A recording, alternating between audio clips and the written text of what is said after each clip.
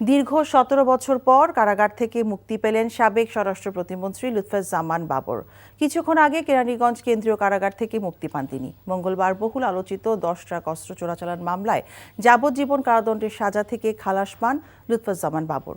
বিচারপতি মোস্তফা জামান ইসলাম এবং বিচারপতি নাসরিন আক্তারের দ্বৈত বেঞ্চ এই রায় দেন। এই মামলায় খালাস পাওয়ার মাধ্যমে সব মামলা থেকে মুক্তি লাভ করলেন বাবর। ফলে বাবরের কারামুক্তিতে আর কোনো বাধা ছিল না। এদিকে বাবরের মুক্তি পাওয়ার খবরে বিপুল সংখ্যক নেতাকর্মী কারাগারের সামনে অবস্থান করছেন।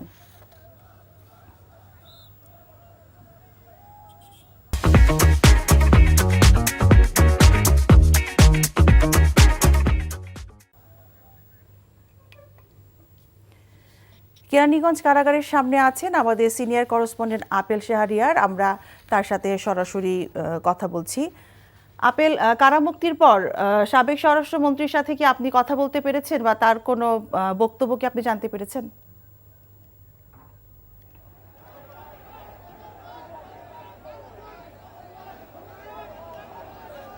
সাবেক স্বরাষ্ট্র প্রতিমন্ত্রী লুৎফুজ্জামান বাবর 1টা 50 মিনিটে তিনি মুক্ত হয়েছেন।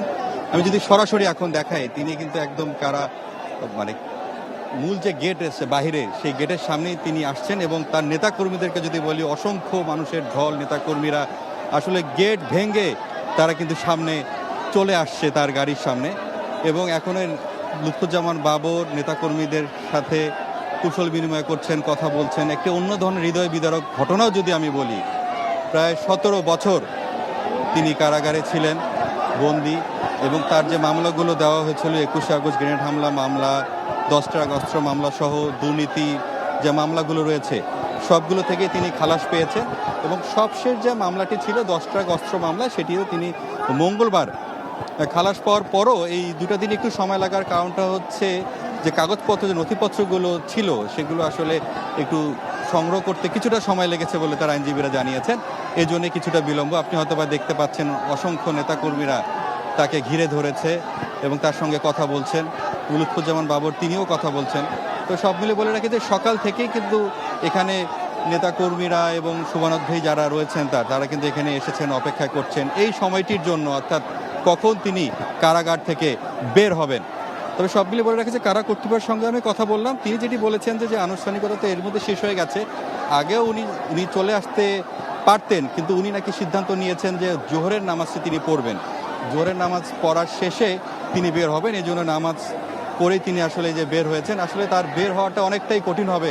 আপনি সামনে যে আমার ক্যামেরার সামনে যে দেখছেন, তারা অসংখ্য নেতাকর্মীরা তাকে ঘিরে ধরেছে এবং বাইরেও কিন্তু হাজার হাজার মানুষ, অর্থাৎ তাকে এক নজর দেখার জন্য। অর্থাৎ তার পরিবারবর্গের সঙ্গে আমি কথা বলেছি। অর্থাৎ তার যে আজকের যে শিডিউল যদি আমি বলি, এখান থেকে উনি সরাসরি বিএনপির প্রতিষ্ঠাতা জিয়াউর রহমানের মাজারে যাবেন এবং সেখানে তিনি মাজার জিয়ারত করার পরে সেখান থেকে তার যে মা মারা গিয়েছেন, অর্থাৎ তার মায়ের কবর বনানী কবরস্থানে তিনি যাবেন। তারপরে তিনি তার বাসায় ফিরে যাবেন। তো বলে রাখি যে এখন আমরা এখানে অবস্থান করছি। আর আপনি যেটি বললেন যে তার সঙ্গে কথা বলার সুযোগ হয়েছে কিনা, যে আপনি দেখতে পাচ্ছেন যে অসংখ্য নেতাকর্মী তাকে ঘিরে ধরেছে। অর্থাৎ আমরাও চেষ্টা করছি, গণমাধ্যম কর্মীরা যারা আমরা আছি, আমরা অবশ্যই তার অনুভূতি নেওয়ার চেষ্টা করব। কেননা 17 বছর তিনি কারাভোগ করেছেন এবং সবশেষ যে মামলাগুলোতে তাকে জড়ানো হয়েছিল, সবগুলোতেই তিনি খালাস পেয়েছেন। অর্থাৎ তার তো অনুভূতি অবশ্যই জানার আমরা চেষ্টা করব। এখানে আমরা অপেক্ষায় রয়েছি।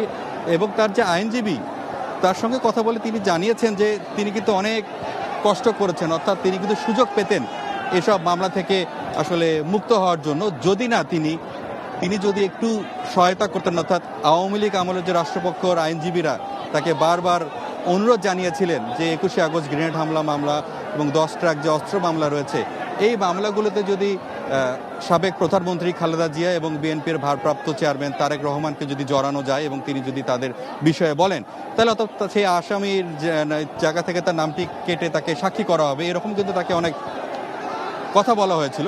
তবে সবশেষ তিনি সেগুলো রাখেননি। তিনি তার অবস্থানে অটুট ছিলেন। কারণ তিনি জানতেন, তার আইনজীবীর সাথে যখন তার কথা হয়েছে, আইনজীবীরা বলেছে তিনি জানতেন যে কোনো না কোনো দিন হয়তোবা তিনি ন্যায় বিচার পাবেন, সেই অপেক্ষায় ছিলেন।